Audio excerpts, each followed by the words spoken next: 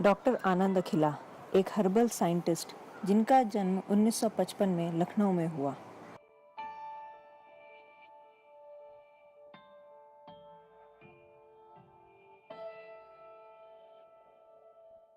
अपनी high school से MSc तक की परीक्षाओं में प्रथम श्रेणी व प्रथम स्थान प्राप्त करने के उपरांत भारत सरकार की स्कॉलरशिप पर उन्हें 1978 में लंदन विश्वविद्यालय से पीएचडी करने का अवसर प्राप्त हुआ।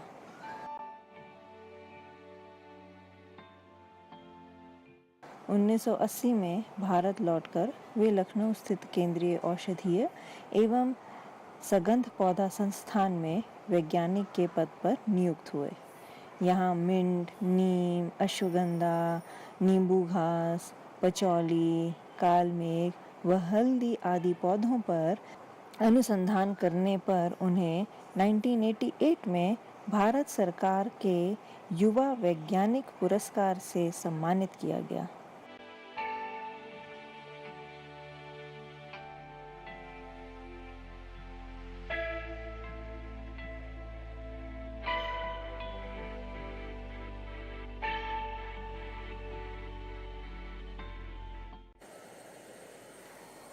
रिसर्च के इस सिलसिले को आगे बढ़ाते हुए उन्होंने लगभग 100 शोध पत्र देश और विदेश में प्रस्तुत किए। 1994 में उनके द्वारा फूलों पर लिखी एक पुस्तक का विमोचन तत्कालीन राज्यपाल विष्णुकांत शास्त्री जी ने किया। साथ ही वह सूचना अधिकार के तहत देश के अहम मुद्दों पर अपनी आवाज़ उठाते आ रहे हैं।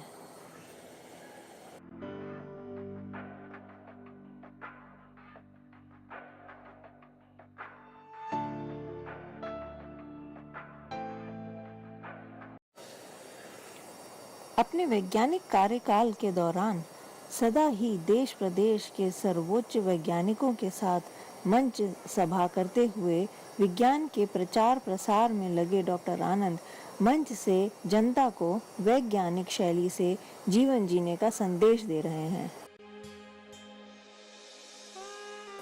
पेड़ पौधों के उनके ज्ञान को बाबा रामदेव ने भी कई मंचों पर प्राकृतिक तौर से जीवन जीना ही शारीरिक सुंदरता को बढ़ावा दे सकता है।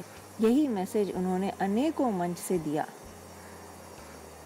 2010 में उन्हें all India cosmetologist and beautician association ने पर्सनालिटी ऑफ सिटी के खिताब से नवाजा। लखनऊ स्थित आंचलिक विज्ञान नगरी में अनेकों आयोजनों द्वारा उन्होंने बच्चों व साधारण जनता को विज्ञान के प्रति जागरूक किया। लखनऊ के सभी शीर्ष वैज्ञानिक व प्रोफेसर कभी न कभी उनके साथ विज्ञान के प्रचार प्रसार कार्यक्रमों में दिखाई दिए। लखनऊ के सामाजिक दायरे की बड़ी हस्तियों के बीच भी डॉक्टर आनंद सहज रूप से अपनी बातें कहते दिखते आए हैं।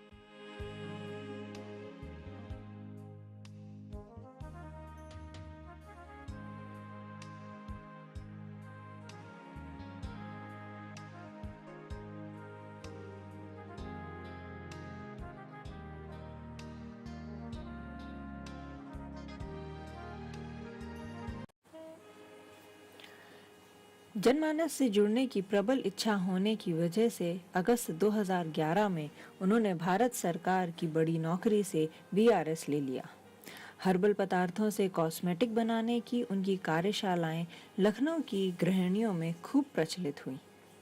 प्राकृतिक तरीके से जीवन जीने की उनके तरीकों को लखनऊ के मीडिया ने और भी सराहा। वर्कशॉप के डेज और ड्यूरेशन अगर थोड़ा ज़्यादा 4-5 दिन का होता तो हमने जो सीखा वो अच्छा सीखा, मगर मैंने यहाँ देखा कि कोर्स हो रहा है। मुझे लगा कि एरोमा थेरेपी कुछ तो सीखने को मिलेगा और 2 दिन में रियली मैंने बहुत एंजॉय किया है यहाँ पे। मुझे तो लगता है कोल्ड ड्रिंक लगाने से स्किन और डार्क हो जाती है।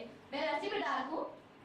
एक्सपोजर मिला है, नॉलेज बहुत बड़ी है और मज़ा है। इनफैक्ट मज़ा है, बोर नहीं हुए हैं, नींद नहीं आई है, एंजॉय किया है। Thank you. चीज़ें अवेयरनेस हम सबको ज़रूरत भी है और कई बातें हम लोग जानते भी हैं, बट अकेले होने की वजह से शायद उसको कभी करते नहीं हैं, क्योंकि घर में अकेले अपने लिए कुछ बनाना बहुत आलस भी आ जाता है और मन भी नहीं करता। बट यहाँ पे ग्रुप में जब होता है तो एक ग्रुप फीलिंग आ जाती है, एक टीम वर्क में जब कोई काम होता है तो उसका मैसेज अलग जाता है। अरे इतना इजी कर दिया उसको हमारे लिए। तो मैं सबसे पहले धन्यवाद देना चाहूँगी रीजनल साइंस सिटी को कि आपने एक अलग सोच यहाँ पे रखी और उस सोच को खाली सोचा ही नहीं बट उसको करके दिखाया। तो ये बहुत अच्छी बात है कि इस तरह की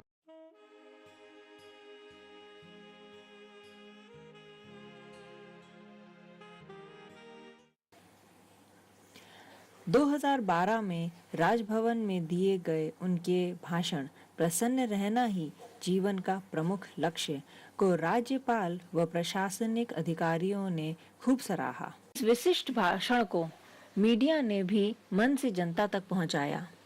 इसी कड़ी में रिजर्व बैंक कानपुर के रीजनल डायरेक्टर के आमंत्रण पर उनका भाषण कानपुर रिजर्व बैंक में आयोजित किया गया। वहाँ भी अज्ञान से ज्ञान और विज्ञान की ओर का संदेश प्रचलित हुआ। कानपुर प्रेस ने वैज्ञानिक ढंग से जीवन जीने की कला को समाचार पत्रों में खूब छापा। जनहित में दिए गए उनके भाषण और जो संवाद हमारे समाज में जनरल लोगों से, जनरल पब्लिक से विज्ञान बहुत दूर है। उनकी साइंटिफिक लिविंग नहीं है, उनको अज्ञानता ही बहुत ज़्यादा है, छोटी छोटी चीज़ों के बारे में पता नहीं है, सफाई से लेकर के खान पान, शरीर की देखभाल, कोई जानकारी नहीं है। बस सुबह उठने के बाद रात तक वो किसी न किसी तरह से जो सामने पड़ता है उसी स्थिति से उसी तरह निपट लेते हैं। अपने सेवानिवृत्त ले ली, रिटायरमेंट ले लिया वीआरएस, ये सोच के कि मैं अपना जो मिशन है वो अब 60 साल तक क्या इंतज़ार करूं कि मैं जब रिटायर होऊंगा तब ये सब काम करूंगा। तो मुझे इंट्यूशन हुआ, मैंने कहा मैं लोगों को बताऊं इस बारे में कि नेचुरली आप या प्राकृतिक चीज़ों को इस्तेमाल करके बस आ ही गई इंस्पिरेशन। क्या मैं क्योंकि इस एरिया में काम कर रहा था 30 साल से, औषधीय पौधों पे कर रहा था, सुगंधीय पौधों पे कर रहा था और कुछ सोच भी इसी तरीके की थी। तो मुझे ये लगा कि मैं रिसर्च हम कर रहे हैं, हम लैब्स में ही हैं, क्योंकि सरकारी संस्थान में था, बाहर जाके हम बहुत चीज़ें खुद खुलेआम कह नहीं सकते, बोल नहीं सकते। रिसर्च कर रहे हैं, पब्लिकेशन कर रहे हैं, अपना बायोडेटा बढ़ा रहे हैं, अवार्ड मिल रहे हैं, बहुत से काम हो रहे हैं, वो एक चार दीवारी में ही हो रहे हैं, हम पब्लिक तक जा नहीं पाते उस तरह से। तो मुझे लगा कि जब इतना ज्ञान मैंने प्राप्त कर लिया है तो एक मेरा ये ड्यूटी बनती है, कर्तव्य भी बनता है कि मुझे जो कुछ भी पता है, मैं अब जो भी जीवन बचा है 10, 15, 20 साल जो भी भगवान ने दिया होगा पता नहीं, कि उसमें मैं जो कुछ मतलब ये, तो मैंने ये सोचा कि इसको मैं कोशिश करूँ बताऊँ। पुराने लोग थे हमारे, सुनते हैं, टीवी में देखते हैं, पढ़ते हैं इतिहास में भी कि बहुत कुछ था उस ज़माने में, शायद टेलीविज़न भी था और तमाम मिसाइल्स भी हुआ करते थे, वो जो धनुष बाण वगैरह हम देखते सुनते हैं, मगर कुछ आगे बताया नहीं गया। संजीवनी बूटी, मतलब इस तरीके की चीज़ें थी जो लक्ष्मण जी बेहोश भी हो गए फिर जिंदा हो गए, मतलब सारी तरीके की साइंस थी, लेकिन सब लोग लेकर अपने साथ चले गए। तो जो कुछ भी जिसको थोड़ा बहुत भी आता है कोशिश ये करे बताए। जैसा मैं भी बोल रहा था कि जो हमारे यहाँ ज्ञान है वो 40 साल पहले अगर बता दिया गया होता कि भाई आपको पॉपुलेशन पे कंट्रोल करना है, उसके क्या तरीके हैं, तो आज शायद इतनी भीड़ नहीं हुई होती। हम आज ये प्रयास कर रहे हैं पॉपुलेशन के बारे में भी, हम पोल्यूशन के बारे में, या जो हमारा एनवायरनमेंट है उसके बारे में आज हम सजग हो रहे हैं कि पेड़ नहीं काटिए और इस पे कंट्रोल कीजिए। अब तो बहुत स्थिति बहुत ज़्यादा भयावह ऑलरेडी हो चुकी है। अगर अब भी लोगों को छोटा मोटा ज्ञान भी नहीं दिया जाएगा कि पॉलीथीन जो है वो डिग्रेड नहीं, चाहे वो हर्बल रंग बनाने की बात हो या फिर भ्रष्टाचार उजागर करने वाले मुद्दे हों, डॉक्टर आनंद खुले मन से अपनी बात मीडिया में कहते आ रहे हैं। उनकी इसी शैली को लखनऊ वासियों ने पसंद किया। सरकारी संस्थानों में होने वाली गड़बड़ियों को भी वह लगातार उजागर करते आ रहे हैं। देश की जनता और बच्चों में विज्ञान के प्रचार प्रसार की उनकी शैली लोगों को खूब रास आ रही है।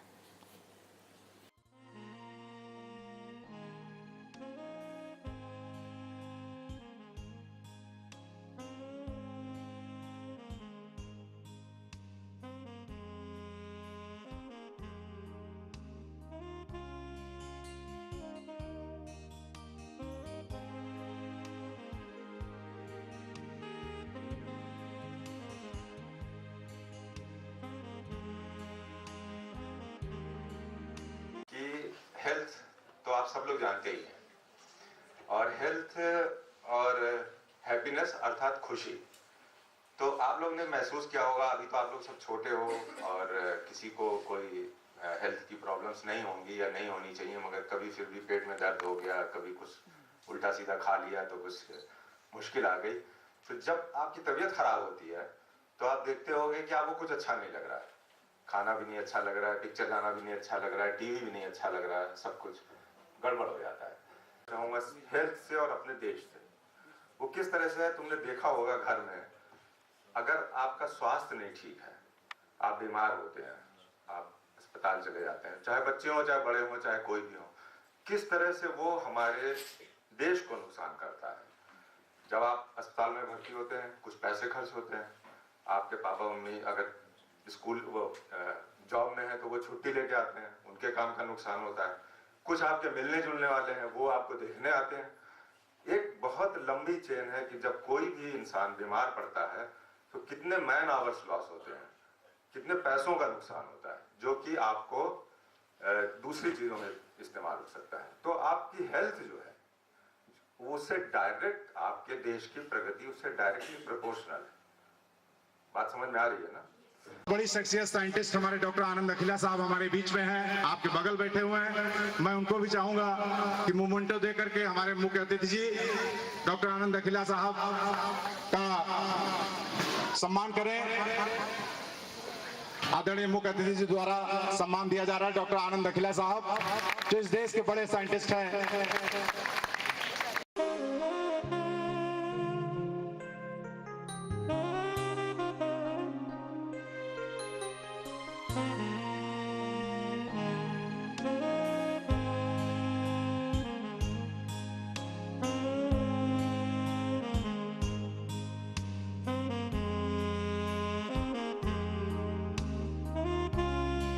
I will invite some of my experts, doctor AK Singh, doctor Vaibhav Khanna, आइए सर इस स्टेज पर आ जाइए और बाकी लोग बीच में भी हैं।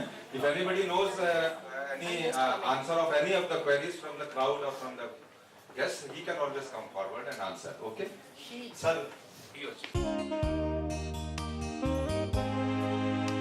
करने के लिए जो सबसे पहली रिक्वायरमेंट है वो ये है कि you should feel that you are beautiful. पहले तो ये सोच लीजिए कि हम सुंदर हैं, उसके बाद बाकी सब चीजें करिए। अगर वो फीलिंग ही नहीं आएगी तो फिर कोई चीज। So I invite the very first question from the audience. Mic audience में दे दीजिए। लाइन में ये बताइए because they all are beauticians and running the beauty parlour. तो जी एक मिनट में आप ये वाली बात खत्म कर लूं फिर आपको ये वाली करवा दीजिए। जी। तो आप कोई इनको अपना बिजनेस बढ़ाने के लिए कोई सुझाव दीजिए। तो बहुत बढ़िया। तो आप देखिए अब आज औरतें लड़की पॉलिटिक्स में भी हैं, आपको ऐसा लगता है कि जो काम अभी तक लड़कियां या औरतें कर रही थी, घरों में थी और सब काम कर रही थी, अब ये काम आदमियों को करना चाहिए and the women should take over completely. आप अपना व्यू पॉइंट दीजिए and why you feel so. स्वास्थ्य, सुंदरता और प्रसन्नता फैलाने वाले कार्यक्रमों को आयोजित करने का सिलसिला डॉक्टर आनंद ने विदेशों में भी शुरू किया।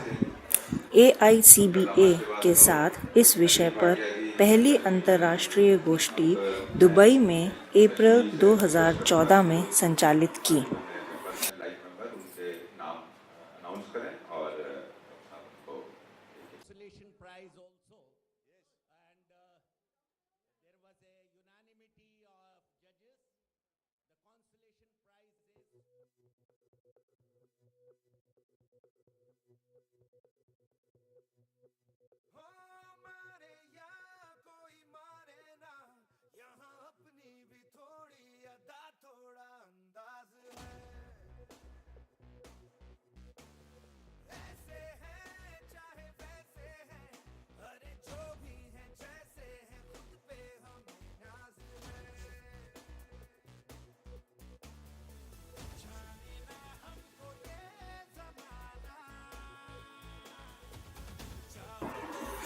इसी संस्था ने उनके कार्यों को सराहते हुए उन्हें जनवरी 2015 में किंग ऑफ द एसोसिएशन से नवाजा।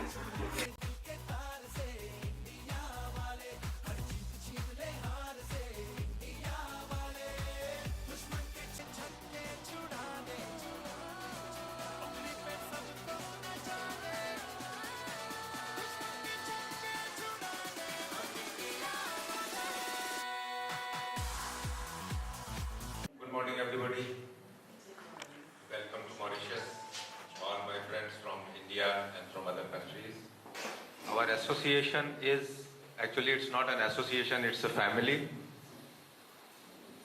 We do our functions together, we eat together, and whenever there is a mood to go to some country, then we host a conference there. 2015 में स्वास्थ्य एवं प्रसन्नता पर अगली अंतर्राष्ट्रीय गोष्ठी का आयोजन मॉरिशस में अप्रैल 2015 में हुआ, जिसमें मॉरिशस के राष्ट्रपति ने संस्था के कार्यों से प्रभावित होकर एसोसिएशन के मेंबर्स को विशिष्ट भोज पर राष्ट्रपति भवन में सम्मानित किया। So it's a family, and on behalf of our family, I welcome you all. This is our second conference, an international conference. The first one we held in Dubai last year on the same date, the 4th April.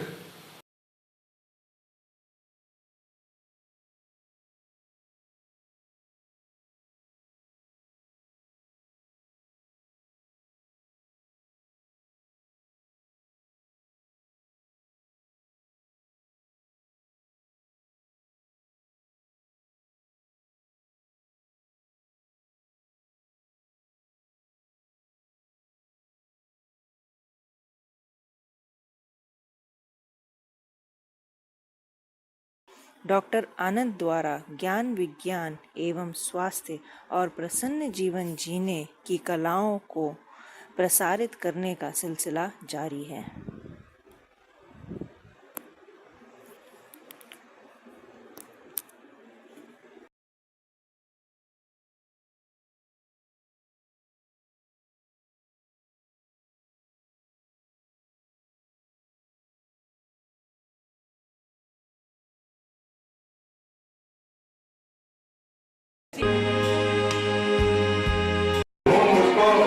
इस जमीन और आसमां की गर्दिश में न ढूंढ मुझको, इस जमीन और आसमां की गर्दिश में, मैं तेरे दिल में नहीं तो कहीं भी। मैं तेरे दिल में नहीं तो कहीं।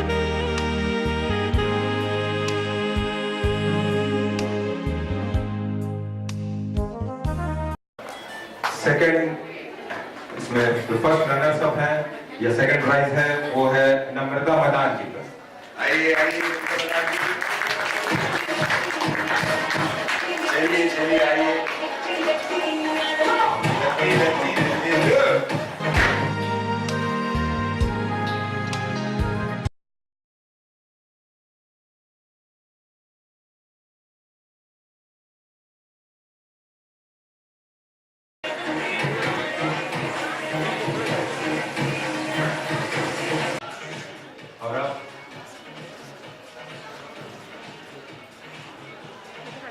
और अब बिगेस्ट मोमेंट जो क्राउनिंग के लिए मैं बुलाना चाहूंगा मनु मिश्रा जी को।